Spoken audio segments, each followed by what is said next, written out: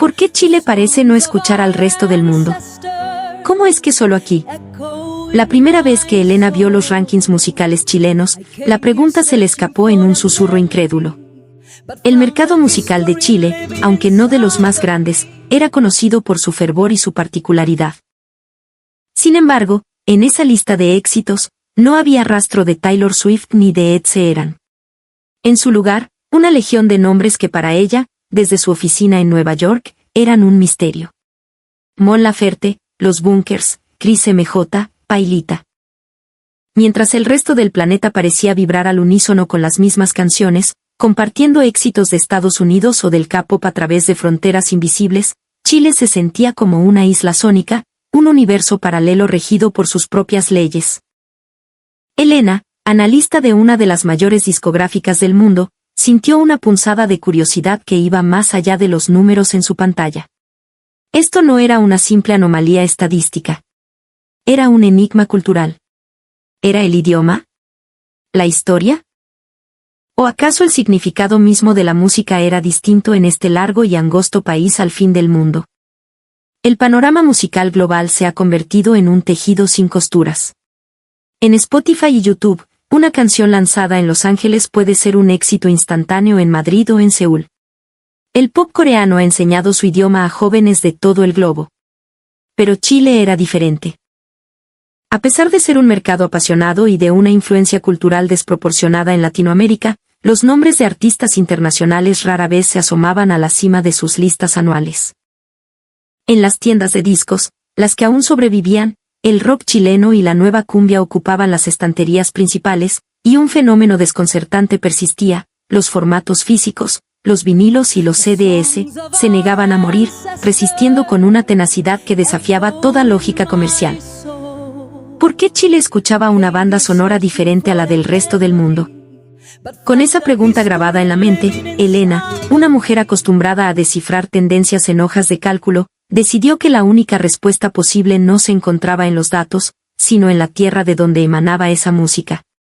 Compró un pasaje de avión a Santiago. Recordaba haber leído que en los años 70 y 80, en las radios chilenas y en las fiestas juveniles, sonaban con fuerza The Beatles, Queen y ABBA. El rock y el pop en inglés eran parte del paisaje.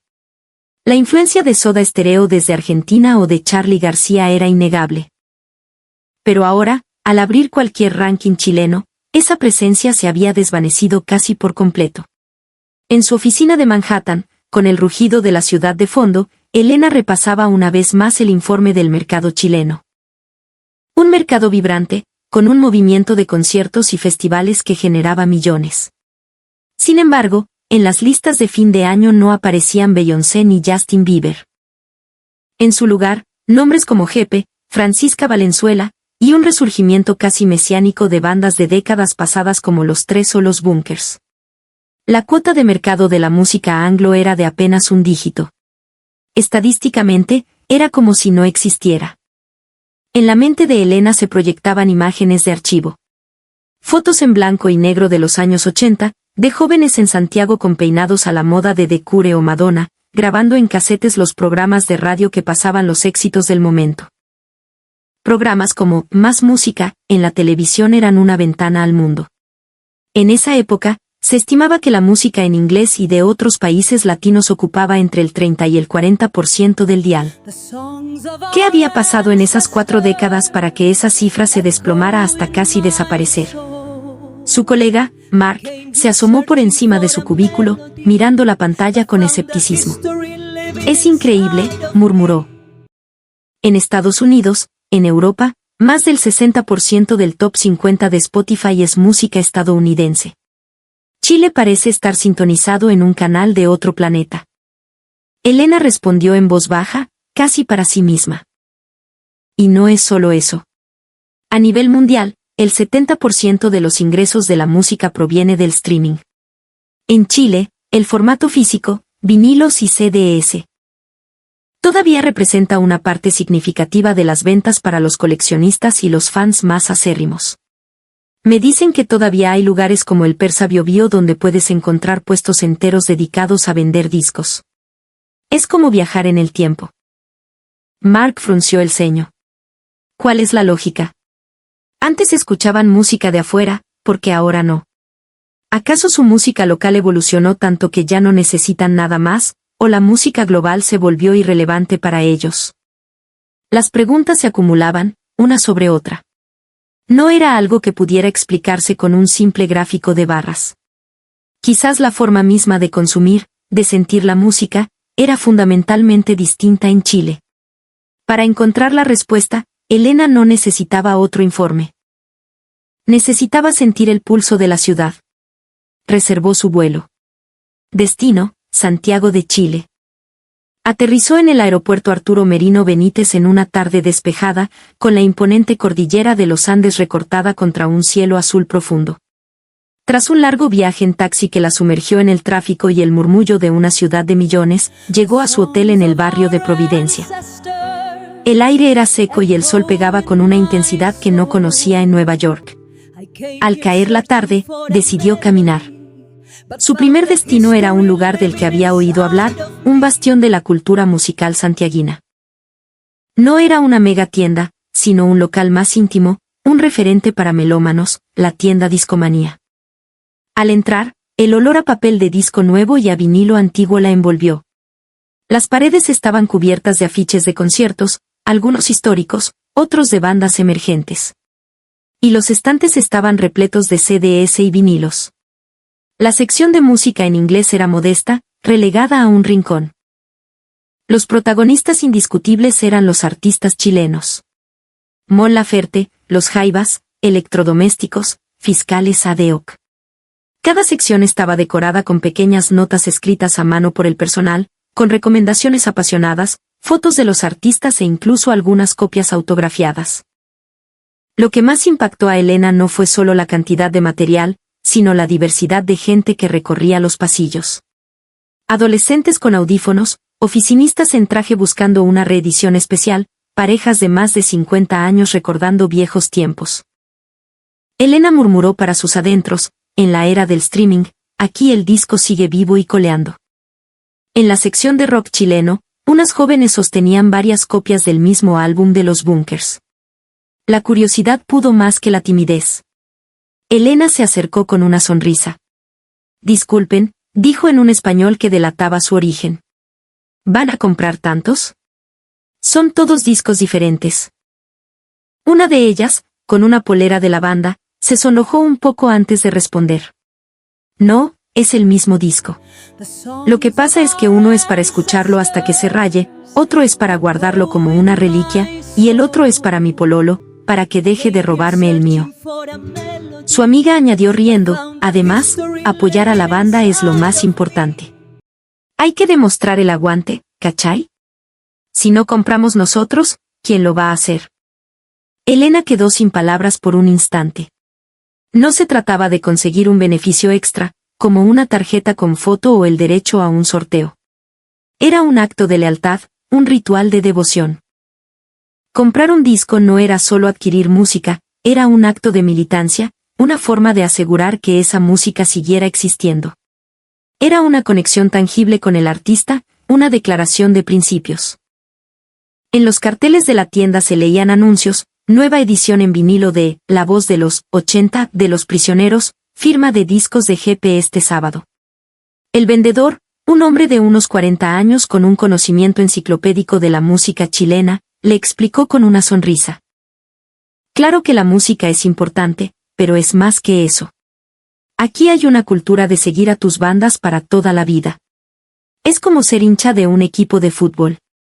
Los fans compran el disco para tener el objeto, para leer el libreto. Para sentir que tienen un pedazo de la historia del artista en sus manos. Elena tomó un CD de Mon Laferte. En la contratapa, los créditos y las letras estaban diseñados con un cuidado artístico evidente. Comprendió que en Chile, un CD no era solo un contenedor de datos de audio. Era un artefacto emocional. En ese momento, una pieza del rompecabezas encajó en su lugar.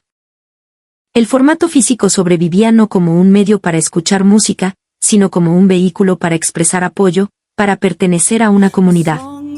En Chile, la distancia entre el músico y su público era radicalmente diferente. Caminando por las calles de Santiago, los ojos de Elena se encontraron con letreros de bares que prometían música en vivo y afiches de tocatas en pequeños locales. Por la noche, de esos lugares emanaban los acordes de guitarras eléctricas y el retumbar de baterías que se mezclaban con el ruido de la ciudad. Su contacto en la filial local de la discográfica, un joven productor llamado Javier, la había invitado a salir. Si viniste a Chile a entender la música, no te puedo llevar a un bar con un DJ, le dijo con una sonrisa. Te tengo que llevar a sentirla de verdad. La llevó a un bar en el barrio Bellavista, un lugar pequeño, oscuro y abarrotado. No había una gran producción, solo un escenario modesto donde una banda tributo a los prisioneros estaba a punto de empezar. Cuando sonaron los primeros acordes de La Voz de los 80, el lugar explotó. No era un concierto, era una catarsis colectiva. Todos, desde los más jóvenes hasta los que vivieron esa época, cantaban cada palabra con una mezcla de rabia y nostalgia. Elena quedó impresionada. En Nueva York, la gente va a un bar a conversar mientras la música suena de fondo, le comentó a Javier, casi gritando para hacerse oír. Aquí, la música es el centro de todo. Javier asintió, con los ojos fijos en el escenario. Es que para nosotros, la música no es solo para escuchar. Es para cantarla, para gritarla. Estas canciones son la banda sonora de nuestra historia. Cuentan lo que pasó en la dictadura, hablan de las injusticias, del amor en tiempos difíciles. No puedes solo escucharlas, tienes que vivirlas. Lo que más le sorprendió a Elena fue la importancia de la letra. La gente no solo tarareaba la melodía, articulaban cada sílaba, cada verso, como si estuvieran recitando un juramento. Elena le preguntó a Javier, ¿por qué se preocupan tanto por la letra? La melodía es increíble por sí sola. Javier se tomó un momento para pensar, mientras la banda arremetía con El baile de los que sobran. Porque en Chile, una canción es una historia, es una postura. Si la letra es fome o no dice nada, no importa que tan buena sea la música, no va a pegar. Cuando cantamos, ponemos el corazón en las palabras. Por eso las letras tienen que tener peso. Tienen que hablar de algo que nos importe de verdad. Elena se dio cuenta de algo fundamental. En Chile, para que una canción se convirtiera en un éxito, tenía que poder ser cantada a todo pulmón en un bar, en un asado familiar o en una protesta. Y al ser cantada por miles, la canción dejaba de pertenecerle al artista y se convertía en parte de la memoria colectiva del país. Una nueva pregunta surgió en su mente: ¿qué tipo de letras eran las que amaban los chilenos? ¿Qué palabras lograban mover el alma de esta gente de una manera tan profunda? Al salir del bar, el eco de Para amar de los prisioneros todavía resonaba en los oídos de Elena. Mientras caminaban por las calles nocturnas de Bellavista, le dijo a Javier: los chilenos se toman las letras muy en serio. Javier asintió con gravedad. Es que una canción no es solo una melodía. Es, antes que nada, una palabra. Lo que quieres decir es lo que define si una canción es buena o es para el olvido. Días después, Elena se reunió con un respetado periodista musical, un hombre llamado Rojas, en un café del barrio Lastarria. Le planteó la misma duda. Rojas sonrió con la sabiduría de quien ha visto pasar décadas de música chilena. Te lo explico de una forma simple, comenzó. En una canción pop gringa, es muy común que el coro se repita una y otra vez para que se te quede pegado. El objetivo es el gancho melódico. En cambio, en mucha música chilena, sobre todo la que viene de la tradición de los cantautores, la letra es una narración. Piensa en una canción de Víctor Jara o de Patricio Mans. Cada estrofa hace avanzar la historia, añade una nueva capa de significado. El coro puede cambiar o ni siquiera existir. Priorizamos el relato sobre la repetición. Continuó, mientras revolvía su café. Por ejemplo, Gracias a la vida, de Violeta Parra es un poema filosófico, una enumeración de las cosas que le dan sentido a la existencia. No hay un estribillo pegajoso. Por otro lado, una canción que repite, I love you, baby, 40 veces, por muy buena que sea la producción. Aquí a veces se percibe como algo simple, casi vacío. Rojas señaló otro aspecto clave. Y luego está la cultura del libreto, del arte del disco. En Chile, crecimos leyendo las letras en los vinilos y los CDs. Era un ritual, comprar el disco, llegar a casa, ponerlo en el equipo y seguir la letra con el dedo.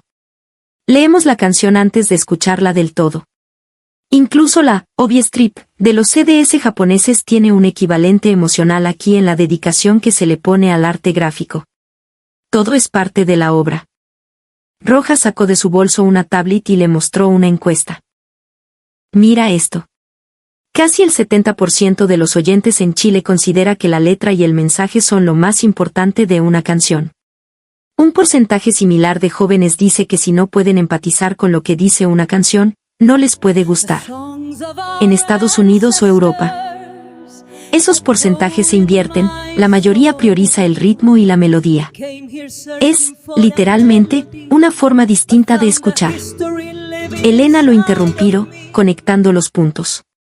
Entonces, ¿quieres decir que la música en inglés, cuyas letras la mayoría no entiende en profundidad, tiene una barrera de entrada emocional casi insuperable? Rojas asintió lentamente. Exacto. Pero no es un rechazo. Es simplemente una diferencia cultural. Es como apreciar una pintura abstracta frente a una novela. Ambas son arte, pero apelan a partes distintas de nosotros. Pocos días después, Elena visitó un estudio de grabación en la comuna de Ñuñoa. Allí la esperaban Morales, un productor legendario que había trabajado con algunas de las bandas más grandes del rock chileno, y Valeria, una joven cantautora cuya carrera estaba en pleno ascenso.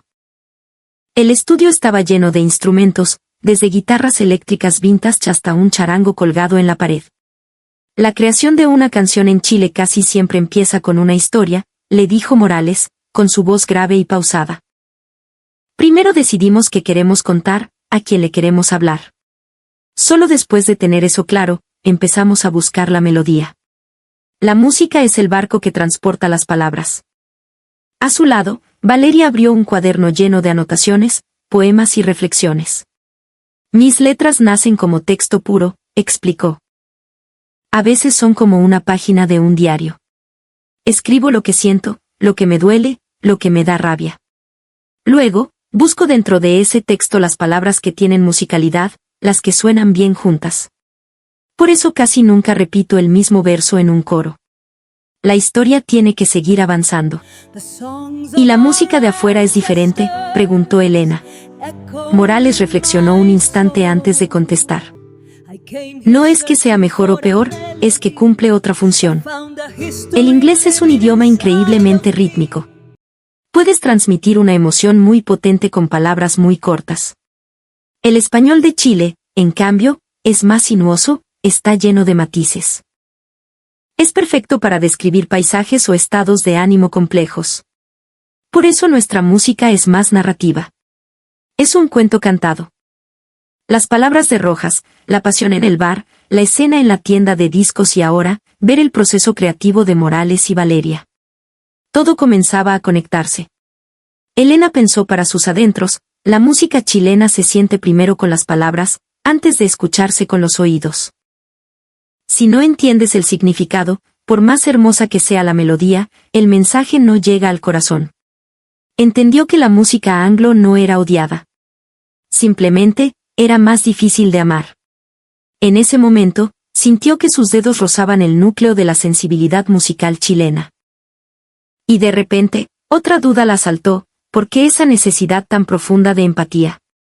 ¿Por qué los chilenos buscaban canciones que reflejaran sus vidas con tanta desesperación? El fin de semana, Elena se dirigió a un centro de eventos a las afueras de Santiago. No era un estadio, sino un local de tamaño mediano donde una popular banda de rock local iba a tocar. Afuera, una larga fila de jóvenes esperaba pacientemente. Llevaban poleras de la banda, banderas chilenas con el logo del grupo y hasta lienzos hechos a mano. Lo que más le llamó la atención a Elena fue la expresión de sus rostros. No eran simples espectadores. Parecían parte del evento, con una seriedad y una anticipación casi ceremoniales. Cuando el concierto comenzó, entendió por qué. En el instante en que las luces del escenario se apagaron, un rugido ensordecedor surgió de la multitud. Durante la introducción de la primera canción, el público cantaba los arreglos de guitarra y coreaba cánticos como si fueran una hinchada de fútbol. Sin importar el género, en los conciertos en Chile, la barrera entre el que canta y el que escucha se disolvía. Una chica a su lado le gritó con orgullo en el oído: después de esta parte del bajo, todos gritamos, ole, ole, ole. Lo ensayamos en los grupos de fans. Elena observaba el escenario sin aliento. Con cada canción, el público respondía con una coreografía de saltos y coros perfectamente sincronizados. En los estribillos, miles de voces se unían en una sola, creando un sonido tan potente como el de la propia banda. Era como si el concierto no lo estuviera dando un grupo de músicos, sino todo el recinto al unísono. Esa imagen le recordó algo que había leído.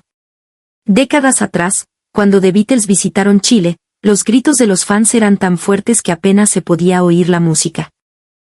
En la época de la nueva ola, la locura era similar. La cultura del fan chileno siempre había tenido esa naturaleza participativa. Las palabras de Rojas resonaron en su cabeza: en un concierto en Europa o Estados Unidos, el público escucha la música y aplaude. Son observadores. En Chile, el público es un integrante más de la banda.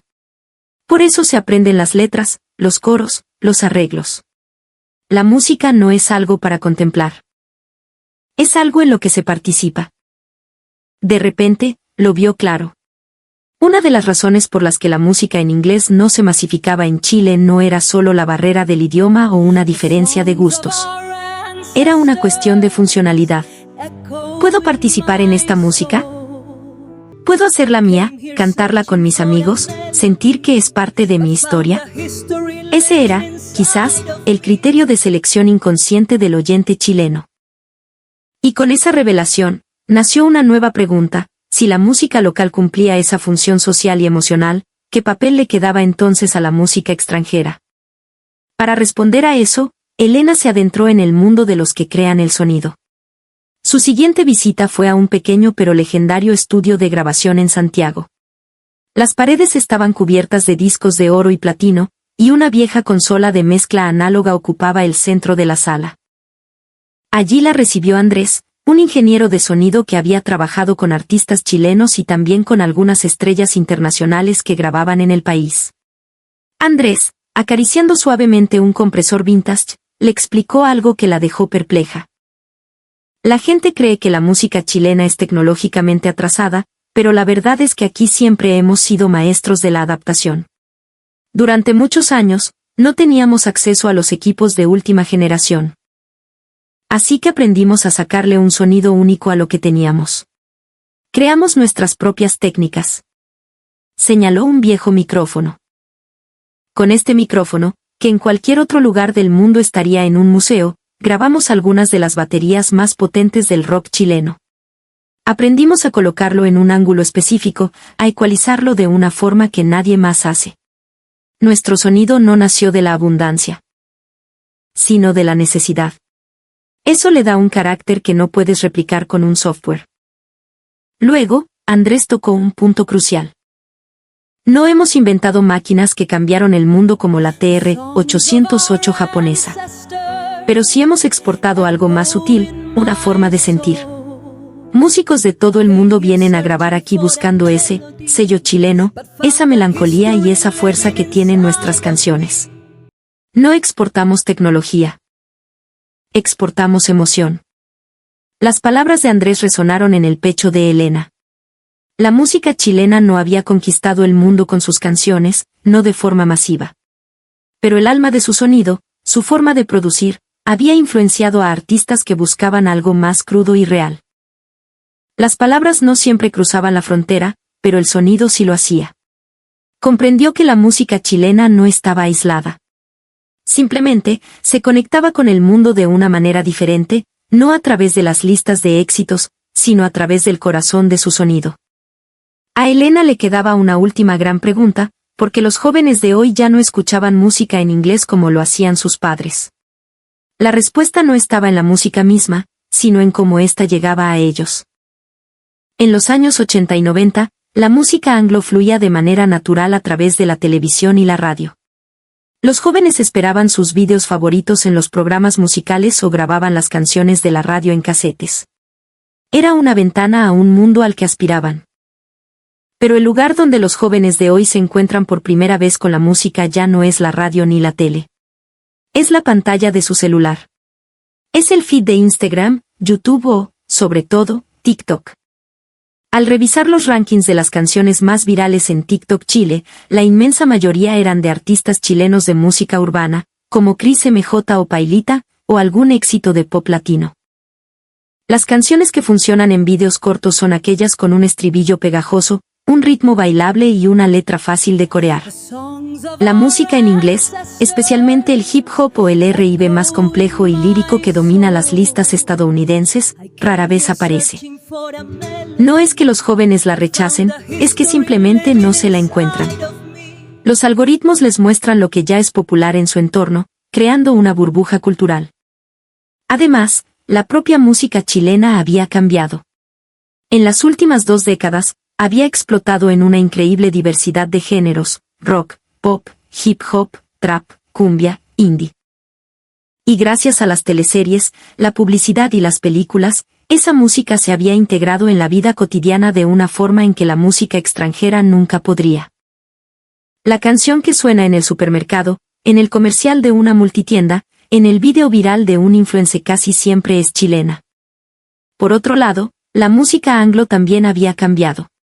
Los grandes éxitos pop de los 80, con melodías universales como las de Michael Jackson o Madonna, habían dado paso a un sonido más centrado en el ritmo y la producción. Las canciones sin un estribillo claro, con estructuras más abstractas, no se alojaban tan fácilmente en el oído de quien no está inmerso en esa cultura. Y el golpe de gracia fue la pandemia. Durante años, los conciertos de artistas internacionales se cancelaron. Las revistas y la televisión dejaron de darles cobertura. La puerta de entrada principal para que los jóvenes descubrieran la música de afuera simplemente se cerró. Elena cerró su libreta. Los chilenos no se habían vuelto en contra de la música en inglés. Simplemente, habían perdido las razones y los lugares para encontrarse con ella. Aunque la música anglo había desaparecido de las listas de éxitos, no estaba completamente muerta. Existía un único camino por el que todavía lograba llegar al corazón de los chilenos, cuando venía de la mano de una historia. Cuando la canción estaba anclada a una película, una serie o un momento emocional, la barrera del idioma se desvanecía. Por ejemplo, Hold My Hand, de Lady Gaga, de la película Top Gun, Maverick, resonó en Chile no solo por su melodía, sino porque estaba unida al rugido de los aviones de combate y a una historia de amistad y sacrificio. Lo mismo ocurrió con canciones usadas en comerciales icónicos o en escenas clave de series de Netflix. Cuando el sonido venía acompañado de una emoción visual, la música en inglés volvía a conectar. Se había convertido en una era en la que la música, por sí sola, ya no bastaba. Necesitaba un relato para sobrevivir. Y el mayor exponente de este fenómeno era, irónicamente, la propia música chilena cuando lograba salir al mundo. Si el sonido por sí solo no cruzaba fronteras, lo hacía cuando iba envuelto en una historia. El ejemplo más claro era la música ligada al cine o a los movimientos sociales. En un café, Elena conversaba con una joven estudiante de sociología, Maite, que investigaba el fenómeno. Cuando la música de artistas como Inti Illimani o Quilapayún se hizo famosa en Europa, explicaba Maite, no fue solo por sus melodías. Fue porque cada canción representaba la historia del exilio chileno, la lucha por la democracia. La gente no escuchaba una canción. Escuchaba el testimonio de un pueblo. La música era el vehículo de una narrativa mucho más grande. Lo mismo ocurría con el cine. Una canción de Jepe o Javiera Mena en la banda sonora de una película de un director aclamado como Pablo Larraín o Sebastián Lelio, de repente adquiría un nuevo significado para el público internacional. Cuando escuchas la canción después de ver la película, ya no es solo una canción. Está ligada para siempre a un personaje, a una escena, a una emoción. La historia le da un pasaporte para cruzar la frontera del idioma. Maite continuó, la música anglo conquistó el mundo como música. La música chilena, cuando ha logrado salir, lo ha hecho como parte de una historia. No exportamos sonido, exportamos relatos. Elena asintió, fascinada. Quizás la razón por la que los chilenos se habían distanciado de la música global y, a la vez, el mundo comenzaba a acercarse a la música chilena, era la misma. En ambos casos, la respuesta estaba en la necesidad de una historia. De vuelta en Nueva York, Elena preparó su presentación para los directivos de la discográfica. La sala de reuniones, con sus vistas panorámicas de Manhattan, se sentía a un mundo de distancia de los bares ruidosos y las tiendas de discos polvorientas de Santiago. La pregunta que más se repitió fue la que la había llevado a Chile, ¿por qué nuestra música no funciona allí? Elena respondió con una calma que sorprendió a sus colegas. No es que la hayamos rechazado. Es que Chile ha elegido su propio camino musical, uno que valora las letras, la historia y la cercanía con el artista por encima de todo. El ambiente en la sala cambió. Un veterano productor murmuró, siempre pensamos que la música debía globalizarse, volverse homogénea. Pero Chile eligió el camino contrario, cultivar su propio jardín, hacerlo más profundo y más rico. Un ejecutivo de marketing añadió, encogiéndose de hombros, es extraño que un país con tanto talento no intente imponer sus canciones al mundo. Pero supongo que eso es lo que lo hace tan especial, tan auténticamente chileno. Una periodista francesa invitada a la reunión sonrió. En Chile, la música no parece ser una revolución constante de lo nuevo. Es parte de la vida cotidiana, algo que no cambia, que se hereda. Por eso es una cultura inimitable. Para finalizar, Elena proyectó una foto que había tomado en el concierto de rock en Santiago. La imagen mostraba miles de rostros iluminados, cantando al unísono, algunos con lágrimas en los ojos, otros riendo a carcajadas. En Chile, concluyó Elena, la música no es un producto que se consume. Es un sentimiento que se comparte. Cuando terminó su presentación, un aplauso llenó la sala. La música global no había dejado de llegar a Chile. Era Chile la que había elegido un camino distinto, uno que seguía el ritmo de su propio corazón. Y ahora, quizás, era el momento de que el mundo empezara a escuchar con más atención esa música silenciosa pero profunda.